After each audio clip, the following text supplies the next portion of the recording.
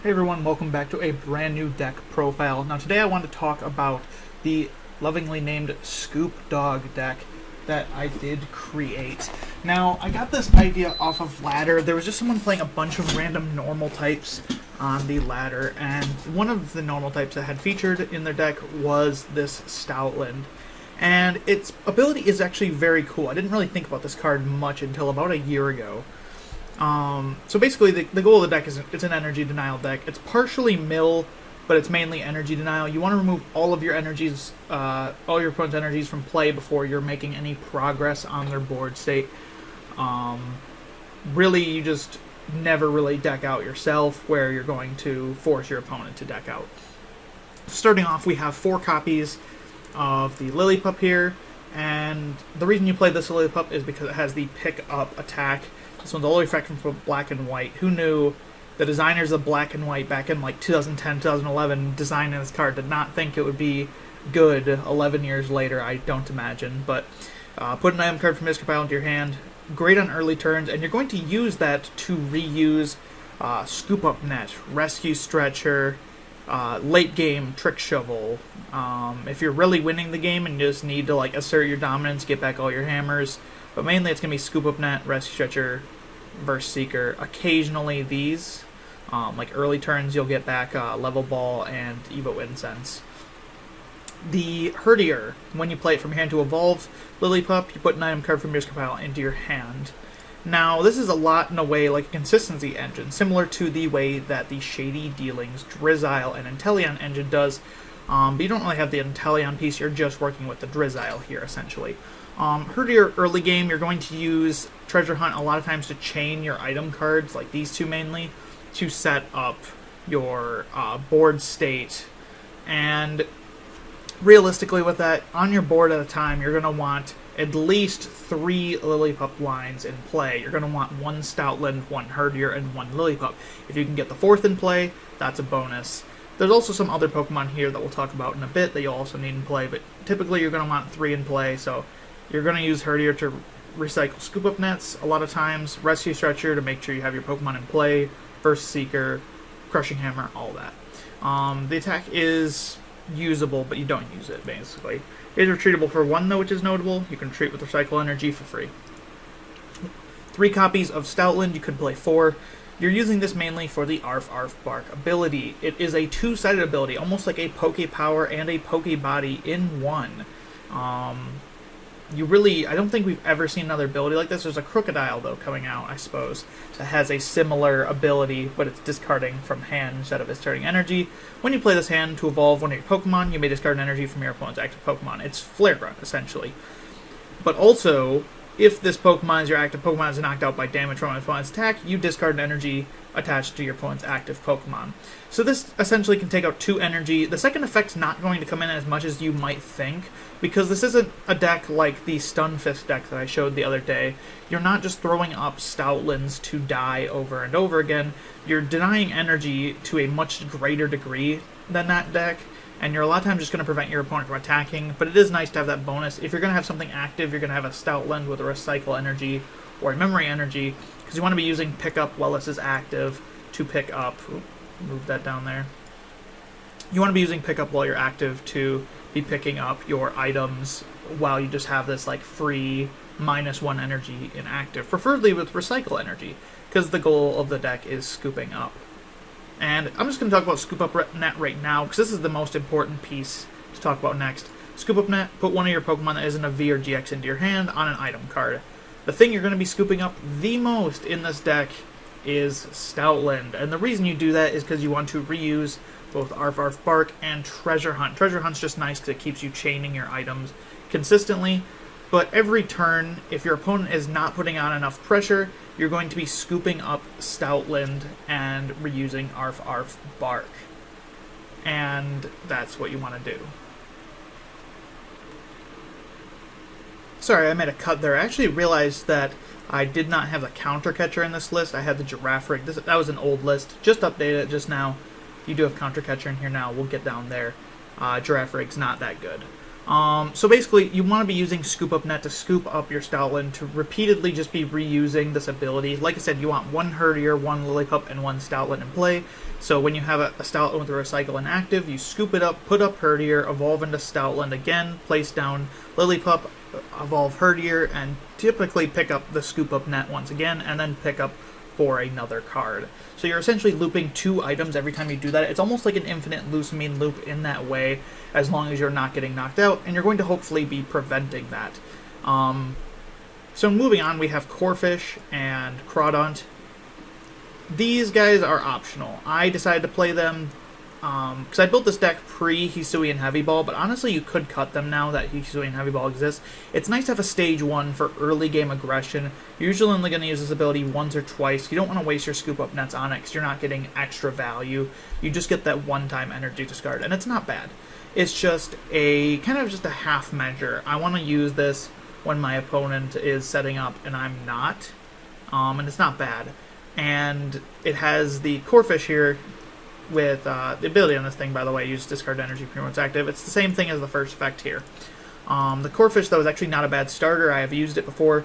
For 2 energy, knockoff, if you can just do 2 recycles and just start knocking off your opponent's hand while you set up, that's not at all bad. You'd obviously prefer to be using something else, but keeping Lillipup out of the active can sometimes be more important.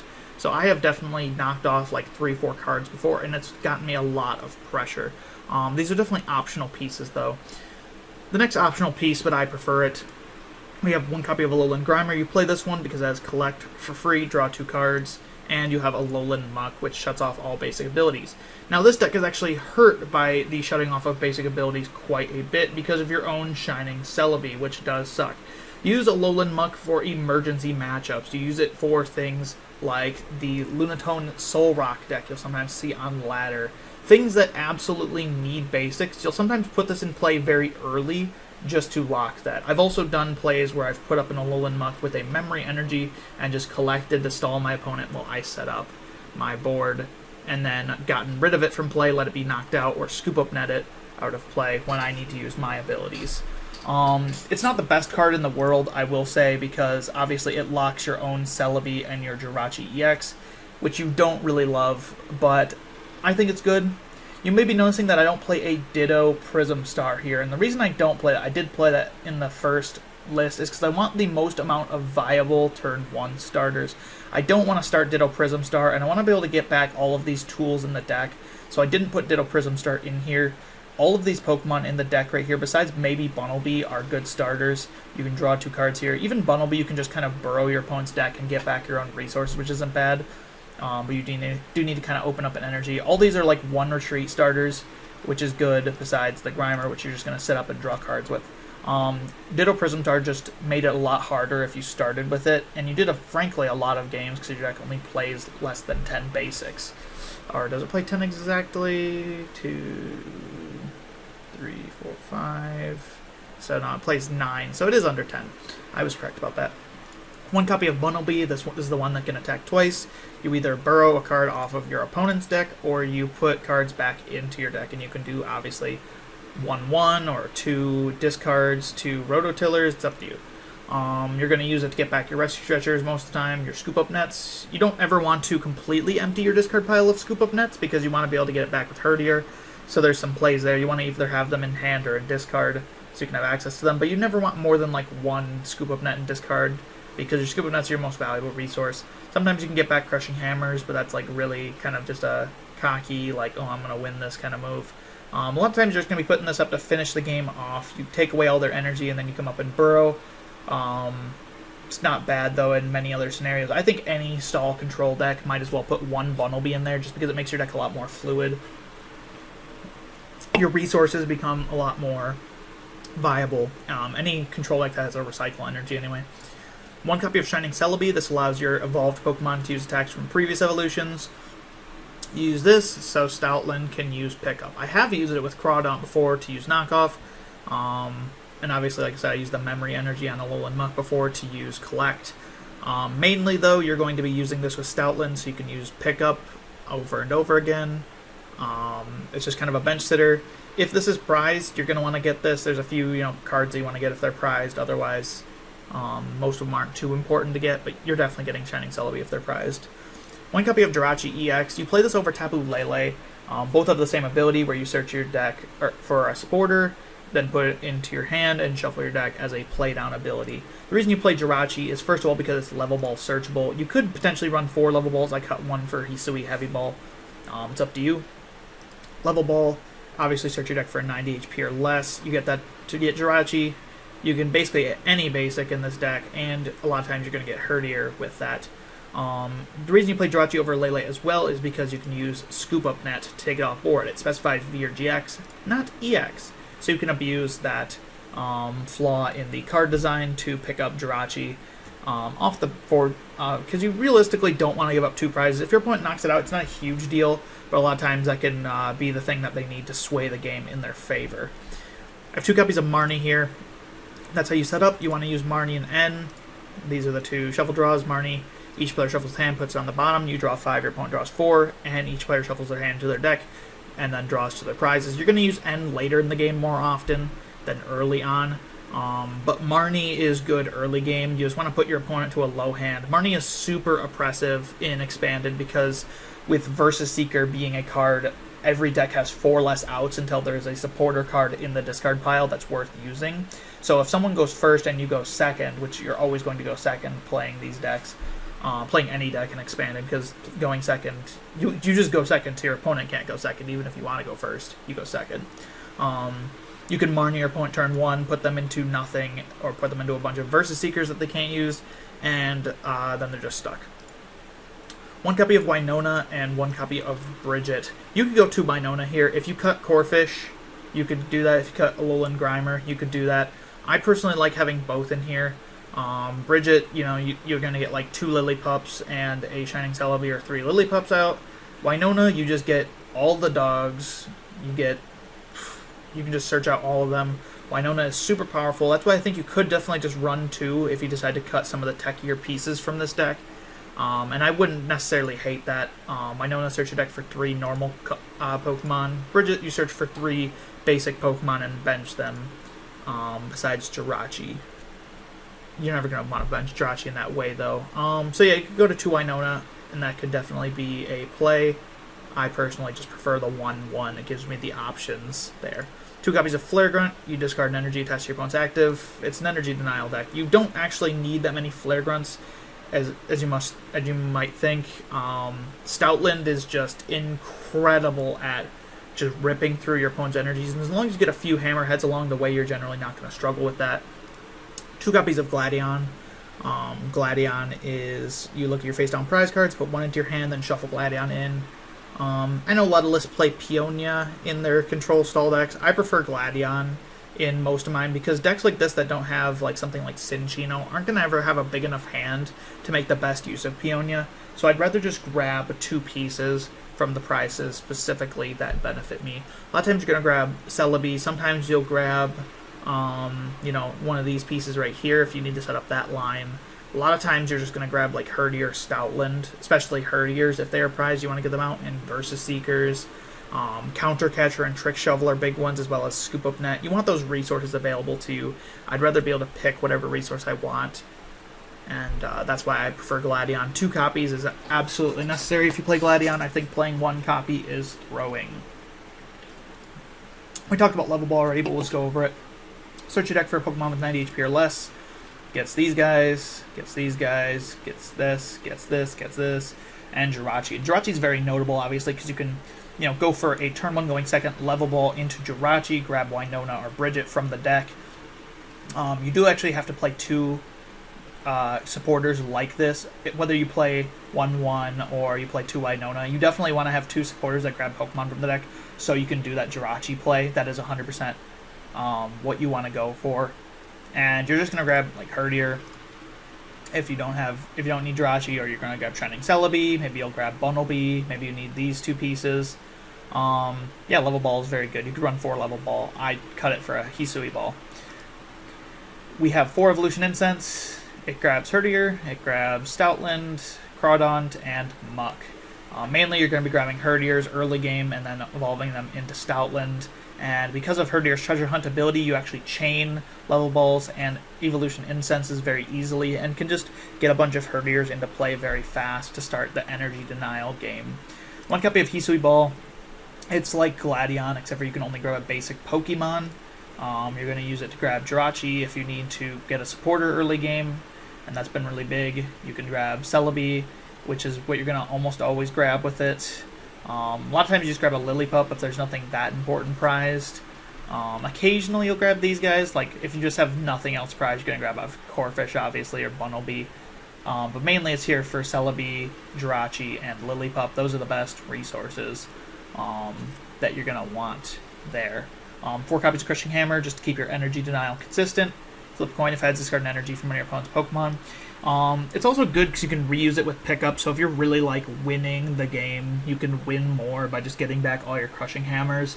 And it denies benched energy, which is kind of big in this deck because you can only discard from active with this ability, and Flare Grunt. This deck does not play Plumeria. It was not good in here, so Crushing Hammer can be big in that way.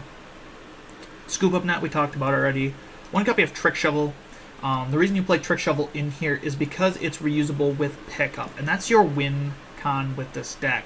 You can keep yourself from decking out with things like Bunnelby, obviously, but when it comes to milling your opponent's deck with a Stoutland active, what you're going to do is you're going to pick up Trick Shovel over and over and have a setup board. You don't want to do this unless you have a perfect setup board and your opponent has no energy in play, otherwise you're grabbing versus Seekers, Hammers, Rescue Stretcher, Scoop Up Nets.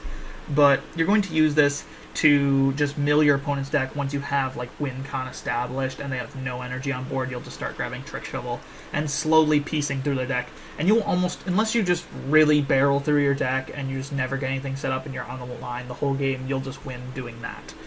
1 copy of Counter Catcher. You just want to switch your opponent's bench Pokemon with their active. And the reason this was added over Girafarig, I had Girafarig in here before, and Girafarig is not at all bad. It prevents Special Charge from becoming a annoyance factor. The reason you want Counter Catcher, though, is because when your opponent's going to build up energy on their benched Pokemon, you want to be able to bring that up. 1 copy seems low, but you're obviously going to be able to reuse it. You can grab it off the prizes if it gets prized by Gladion. You're going to reuse it with Herdier, Stoutland, maybe even Bunnelby. Counter Catcher is going to be effective because you want to gust up those bench Pokemon they're trying to attach energy to.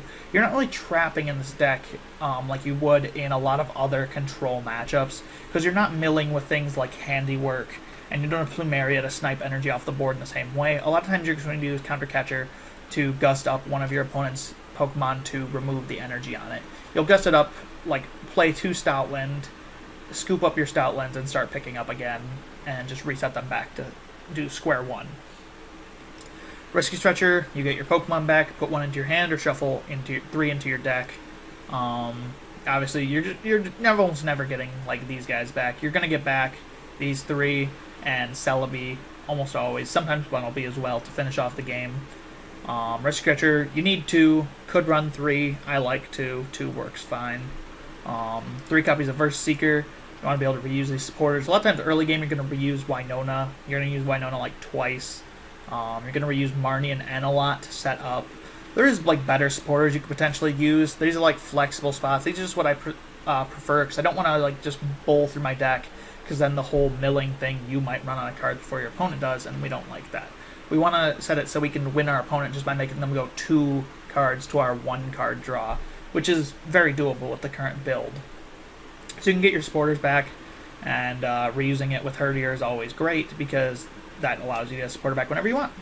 There's some other supporters you can put in here potentially, like Team Skull Grunt and Guzma or Lysander to Gust, and I see purposes for all of that, but I don't think you need it.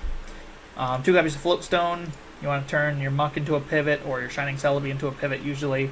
If you played 1 copy, it would be prized when you want it, so you want 2 copies. 1 copy of Life Dew. This gives you just an extra prize. You could play another A-Spec, but you play like Scoop Up Cyclone, so you have a 5th Scoop. You mainly want to use this to just put on one of your Pokemon and give you extra prizes. Chaotic Swell keeps opponent stadiums out of play.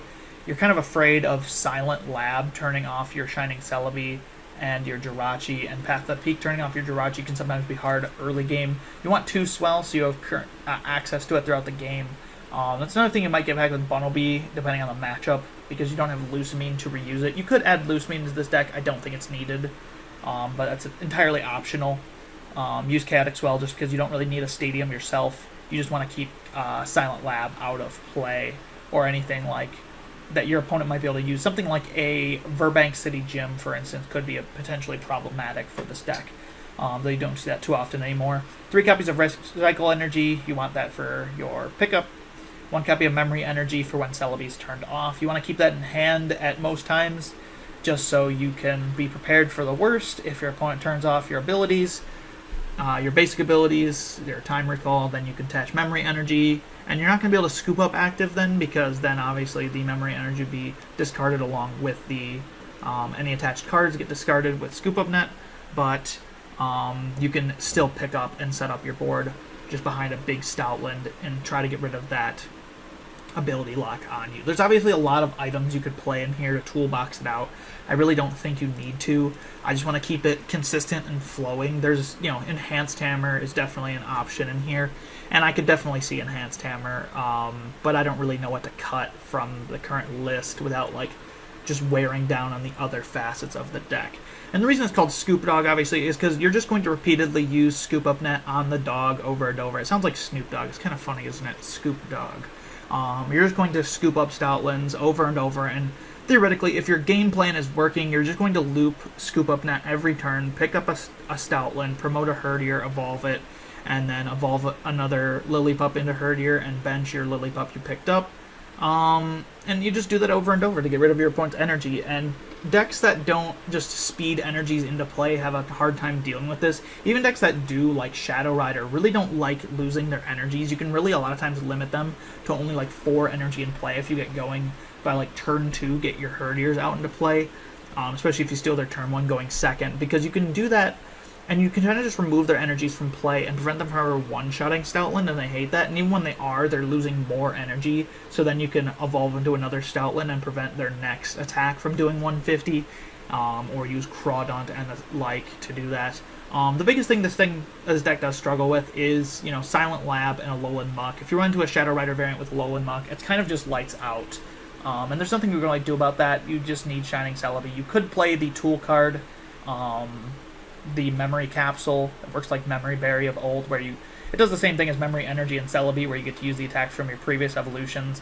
But the problem with that is that a lot of decks are running Faba right now to counter Meloetta Genesect, and you really don't want to put yourself in that scenario. It's another reason why you run multiple copies of Recycle Energy, is because typically you don't want to leave it prone to just being Faba'd and you being out of options. I see a lot of decks upping their energy count now for that reason as well.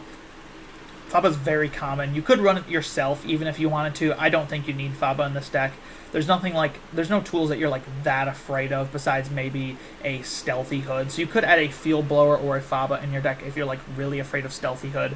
But you don't usually win against other control decks. The decks that play Stealthy Hood would be Alolan Executor, Eggrow, kind of deck, and you're not going to win against it anyway because they're going to turn off your items and then they're going to just mill you out, and there's nothing you can really do about that. So your best just not worrying about that matchup and just taking your wins when you can. This is a rogue deck after all.